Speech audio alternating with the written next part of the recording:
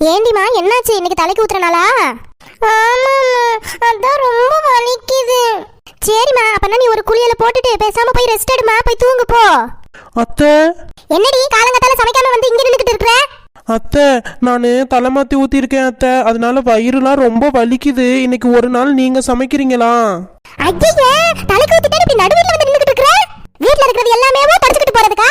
Already உங்க வீட்ல அப்படியே சீதன கொடுத்து தள்ளிட்டாங்க. இப்ப இருக்கிறது நக்கிட்டு போகவா? போய் அங்க மூலையில உட்காருடி, போடி.